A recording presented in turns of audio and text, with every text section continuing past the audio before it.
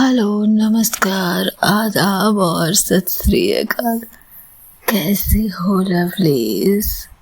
I hope आप लोग स्वस्थ होंगे, खुश होंगे, मस्त होंगे। मुस्कुराहट आज पूरे दिन में 1 या 2 बार तो जरूर दिखी होगी आपकी। क्या नहीं दिखी? ओए ओए, सुनना, थोड़ा सा मुस्कुरा दो, इतू सा और इतू सा। नहीं, थोड़ा और, पक्का उससे आगे नहीं बोलेगी, थोड़ा और, थोड़ा। हाय, ये हुई ना बात। Thank you. तो ऐसे ही मुस्कुराते रहिए, खुश लगते, अच्छे लगते हैं आप लोग। तो चलिए ज़्यादा बकबक ना करते हुए स्टोरी पर आते हैं। और स्टोरी का नाम है तू है तो, जिसके पिछले एपिसोड में हमने देखा कि आयशा और माया एक बार फिर से मिलते हैं और इस बार उनके मिलने की वजह थी अवनी और विवेक। अब आगे आयशा लड़खड़ाने ही वाली थी कि माया दौड़ कर नीचे आती है और गिरने से पहले ही आयशा के कमर पर माया के हाथ बंध चुके थे। माया चिंतित नजरों से उसे देख रही थी और आयशा उस नशीली आंखों के साथ मुस्कुरा रही थी, जैसे जानती थी आयशा माया खुद को रोक कहाँ ही पाएगी। जैसे जानता था आयशा का मन कि माया खुद को आयशा के सामने इतना बेबस तो कर ही सकती है। माया ने उसके कमर से हाथ हटाया और उसे सीधा करते हुए कहा, अब बात बहुत हुआ, इसके आगे तुम एक भी ड्रिंक नहीं ले रही हो आयशा। अच्छा ठीक है, नहीं लूंगी, प्रॉमिस। पर उसके लिए आपको भी मेरी एक बात माननी होगी। बिल्कुल नहीं, मैं तुम्हारी किसी भी टैक्टिस का हिस्सा नहीं हूँ। और किसने कह दिया माया कि मैं टैक्टिस कर रही हूँ? आप लेखिका हैं पक्का ना? क्योंकि आपकी हरकतों से तो नहीं लग रहा।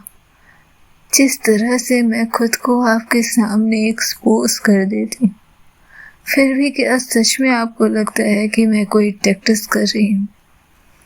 माया की नजरें अब इधर उधर थी। वो फिर से सीढ़ियां चढ़ने ही वाली थी कि आयशा धीरे से उसका हाथ थाम लेती है।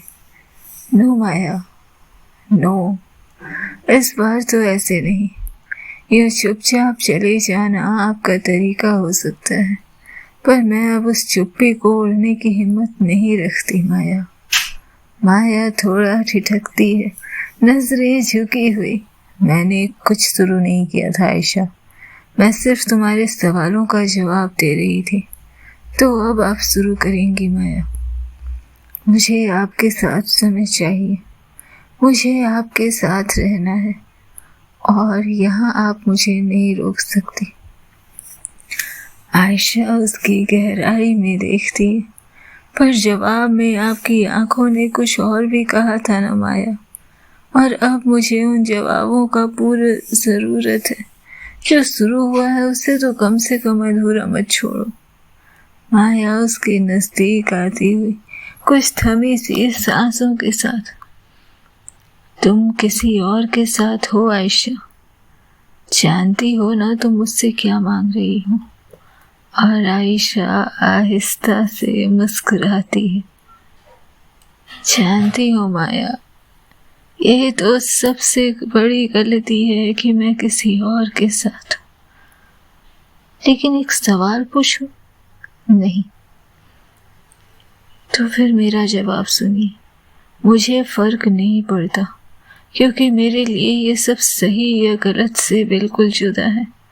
मैं जानती हूँ मैं दीप से बात करूंगी, लेकिन इस वक्त मुझे आप चाहिए, आपका साथ चाहिए, बस आपका साथ। माया उसके गले के पास हाथ रखते हुए, और तुम्हें किस चीज की जरूरत है आयशा? मैं तुम्हारे पास रहूंगी, इससे तुम्हें राहत मिलेगी। आयशा की आवाज कांप गई थी। राहत नहीं, शायद बहुत राहत। माया, आपके होठों से निकले किसी बात की जरूरत है मुझे। आपके स्पर्श की गर्मी की जरूरत है। शायद आपके नजरों में अपने लिए जगह देखने की जरूरत है, क्योंकि माया, आपको देखते हुए मेरा दिल सुकून में। बहुत दिनों बाद, बहुत सन्नाटों के बाद, बहुत बेचैनियों के बाद देखो आज ये कितनी राहत के साथ सांस ले रहा है। मुझे आपकी जरूरत है। माया हौले से मुस्कुराती है। इतनी जल्दी सुकून पाने की इजाजत तो नहीं देती मैं तुम्हें आयशा। जो चाहिए कहो, मांगो, पर अपनी आवाज में सच्चाई से, तो मैं सोच सकती हूँ। आयशा की आंखों में हल्का सा भारीपन था। तो मेरी एक गुजारिश है, नीचे जब तक अवनी और विवेक की डेट चल रही है, वो अपनी दुनिया में मगन है। इस कोने में आप सिर्फ मुझे अपने सीने से लगा कर रखो। कुछ मत कहना, बस अपने सीने से लगाए रखिए। मैं आपके पास सुकून के साथ रह लूंगी। माया धीरे से गहरी सांस लेकर कहती, ठीक है, पर मेरी भी एक शर्त है। और आयशा मुस्कुराते हुए, जानती थी मैं, भला एक लेखिका इतनी आसानी से कैसे ही मान सकती है। मंजूर है मुझे माया। और माया बेहद संजीदगी से, अभी जो तुमने थोड़ी देर पहले ड्रिंक ऑर्डर की है उसे तुम नहीं पियोगी। और आयशा आश्चर्य और स्नेह से, क्यों? कहा ना नहीं पियोगी। आयशा को माया की आंखों में अपने लिए फिक्र नजर आता है। वो मुस्कुराते हुए माया तक पहुंचती है। कोई और समय होता तो शायद उसकी ये पुकार, उसके आदेश को आयशा मान्य भी कर लेती, पर आज इन आंखों में उसे उसके लिए फिक्र और बेचैनी दिख रही थी। और इसके साथ ही आयशा सामने पड़े ग्लास को उठाती है और एक घूंट में ही उसे गले से नीचे उतार लेती। माया बस उसे देखती रह गई। पता है माया, मैंने ये क्यों किया? क्योंकि आपकी आंखों में मेरे लिए फिक्र थी, और आपकी आंखों में मेरे लिए कुछ भी होना मुझे अंदर से बेचैन कर देता है। बस मैं आपकी आंखों में नफरत नहीं देखना चाहती, वो मुझे बिल्कुल अच्छा नहीं लगता। और माया उससे अपना हाथ छुड़ाने की कोशिश करती है और उसके साथ ही कहती है, खुद को बर्बाद कर मेरी नजरों में तुम कौन सा ऊंचा बन जाओगी आयशा। और आयशा धीरे से उसकी तरफ आते, मैंने आपकी बात नहीं मानी माया, पर आपको तो वादा निभाना होगा। मुझे अपनी बाहों में लेकर रहना होगा। माया उसके कान के पास आकर फुसफुसाती है, ये सिर्फ एक रात है आयशा, तुम जानती हो कल क्या होगा। और आयशा उसके जिस्म से लिपटती है, तो इस रात को तो मुझे जी लेने दीजिए माया। मेरे हिस्से का सुकून है ये, उसे तो अधूरा मत छोड़िए। और अगर मैं कल चली जाऊं तो आयशा, तो आपके सीने की ये गर्मी मेरी याद बन जाएगी, जिसके शायद मैं अधूरी ना रहूं। माया उसकी तरफ देख रही थी, नजरों में जाने कितनी ही कहानियां चल रही थी। और माया उसका हाथ थामे धीरे धीरे सीढ़ियां चढ़ते हुए रेस्टोरेंट के ऊपरी हिस्से में पहुंच गई थी। हल्का अंधेरा डिम लाइट फर्श पर फैले कुछ रोशनियों की चमक और दीवारों पर धुंधली परछाइयाँ, और इसके साथ ही माया उसे लेकर धीरे से एक बॉक्स की तरफ बढ़ती है। कपल बॉक्स के नाम से मशहूर थी रेस्टोरेंट की ये जगह, जहाँ शायद दोनों को ही कोई परेशान ना कर सके।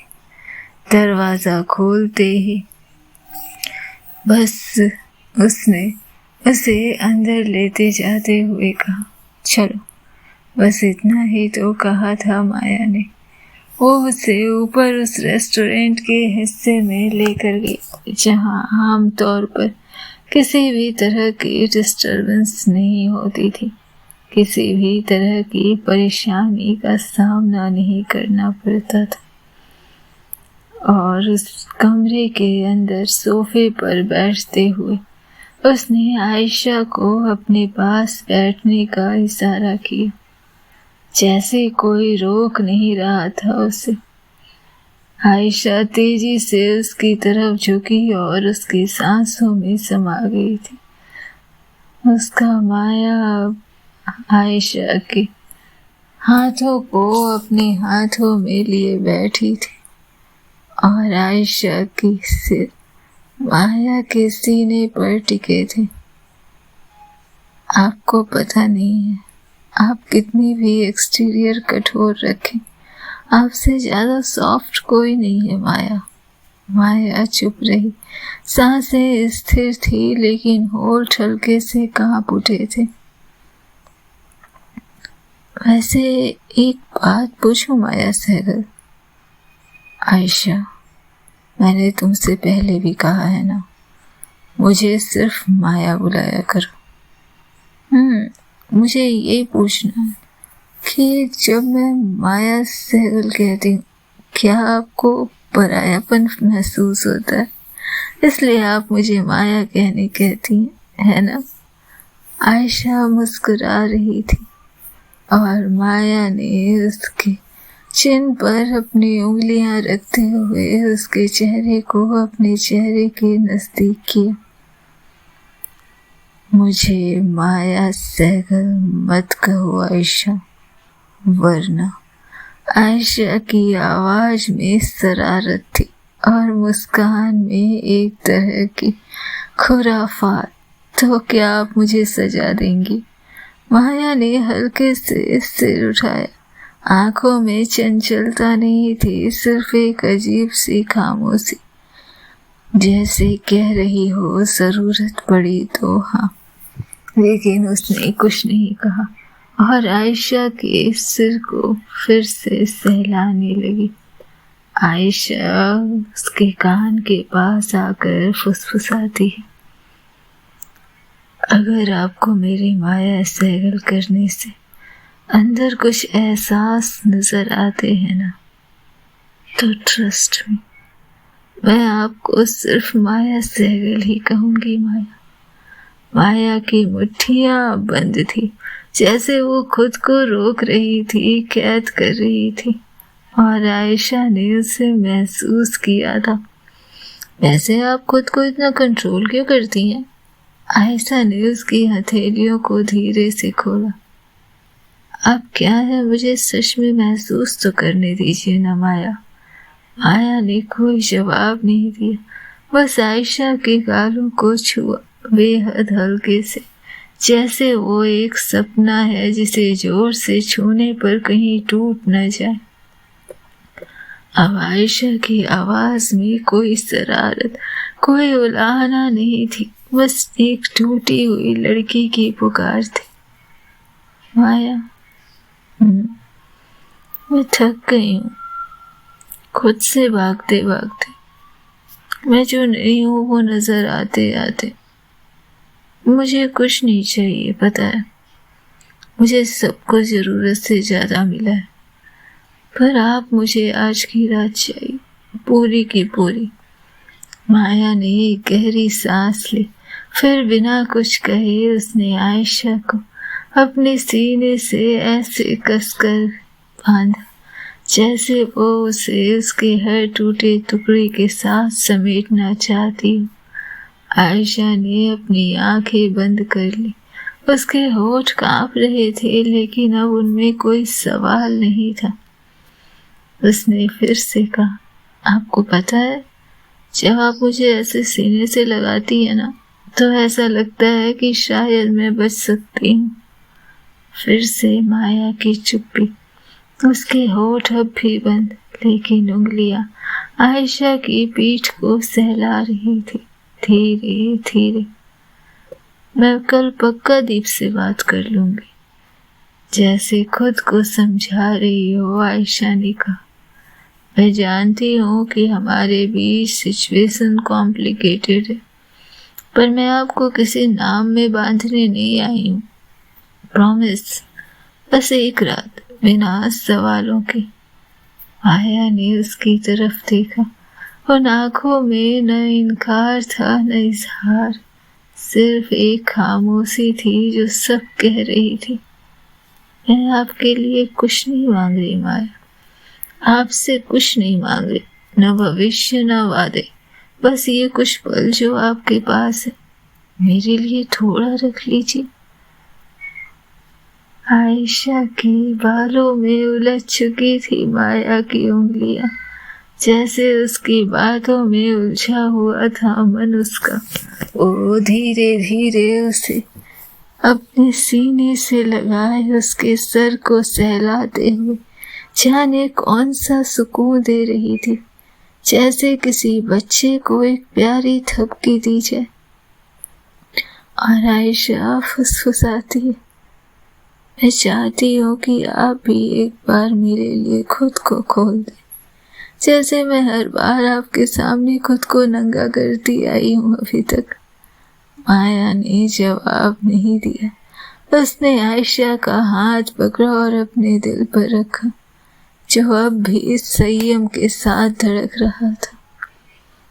बस इसे महसूस कर लो आयशा, शब्द कभी पूरे सच नहीं होते, और अगर एहसास का जिक्र कर रही हो तो शायद तुम्हें उसका जवाब यहाँ मिल जाए। आयशा की आंखों से जैसे आंसू गिरने वाले थे, पर चुपचाप उसके चेहरे पर एक शांति थी, जैसे किसी ने उसके भीतर की बेचैनी को पहचान लिया था। आप मुझे प्रेम मत दीजिए माया, बस जब मैं आपको देखूं तो आप मुझे देखने दीजिए, बिना किसी दीवार के। यही बहुत होगा मेरे लिए। मैं आपको समझना नहीं चाहती, मैं आपको जानना भी नहीं चाहती। मैं नहीं जानती कि मेरा आपके साथ ये कैसा रिश्ता है, कौन सा बंधन है जो हमें एक दूसरे के पास लेकर आ रहा है। पर मैं आपको देखना चाहती हूँ, बहुत देर तक आपकी हर हरकतों को देखना चाहती, आपको निहारना चाहती। और जब आप खुशी से या मेरी जिद पर मुझे ऐसे गले लगाती हैं, तो मैं बस सिमटना चाहती हूँ आप में, जैसे आप मुझे थाम ले और मुझे किसी चीज की जरूरत ही। कमरे में चुप्पी थी, बाहर शहर की रोशनी बिखरी हुई थी, और उनके बीच एक सांस चल रही थी, एक लय में। कभी कभी इजहार इनकार से ज्यादा करुणा मांगता है, और माया ने वो करुणा दे दी थी, बिना कोई दावा किए, बिना कोई जवाब दिए। एक रात जो प्रेम की तरह नहीं थी, पर प्रेम से कम भी तो नहीं थी। अभी इस कमरे में जाने कितनी बातें बाकी थी, अभी इस कमरे में जाने कितने शब्द अनकहे थे। आयशा का सिर माया के सीने पर था। अब दिल की धड़कन एक स्थिर मगर रहस्यमयी लय में बज रही थी, एक सांस दूसरी सांस, और फिर आयशा की टूटी हुई आवाज। उसने धीरे से कहा, पता है माया, सब कहते हैं आई लाइक यू। मेरे दोस्त, ये डफर विवेक, और इवन मेरी आंटी, उन्हें भी लगता है कि मैं आपको पसंद करती हूँ। आवाज में शराब की ऊष्मा से ज्यादा आत्मा की थकावट थी उसकी। पर मैं कैसे कहूँ माया कि मैं आपको लाइक करती हूँ, लेकिन पार्टनर तो कोई लड़का ही हो सकता है ना। उसकी उंगलियां अब माया के उस जिस्म के पास रखे कपड़े में उलझी हुई थी, जैसे वहां कोई उत्तर टटोला जा रहा हो। सच्चाई तो यही है ना कि लाइफ पार्टनर कोई लड़का ही होगा। दीप को मैं पता है बहुत दिनों से जानती हूँ, बहुत अच्छा लड़का है, मेरी बहुत केयर भी करता है, बहुत। और मेरी हर ख्वाहिश की भी पता है उसे, मेरी फेवरेट चीजें भी पता है, आपकी तरह नहीं कि कुछ भी उठा कर ले आए। और हाँ, जब मैं उसे कुछ कहती हूँ ना, वो दौड़ कर करता भी है, आपकी तरह नहीं कि हर बात में इनकार करता है। और पता है, दीप जब मेरे लिए आइसक्रीम लेकर आता है ना, तो वो मेक श्योर करता है कि मैं उसे जल्दी से खा लूं, आपकी तरह नहीं। लेकिन उस रात जब हम डेट पर गए ना माया, और उसने मेरे हाथ के ऊपर अपना हाथ रखा, मुझे सुकून ही नहीं मिला। मुझे लगा कि ये गलत है। दीप तो लड़का है ना, और मैं लड़की। मैं उसे जानती भी हूँ, वो मेरी इज्जत भी करता है, रिस्पेक्ट। फिर ये गलत कैसे हुआ माया? और वही सुकून मुझे यहाँ मिल रहा है। उसकी उंगलियां अब स्थिर थी। मुझे सुकून आपके साथ आता है। ऐसा क्यों माया? माया ने कुछ नहीं कहा। उसकी उंगलियां आयशा की पीठ पर एक रेखा सी खींच रही थी।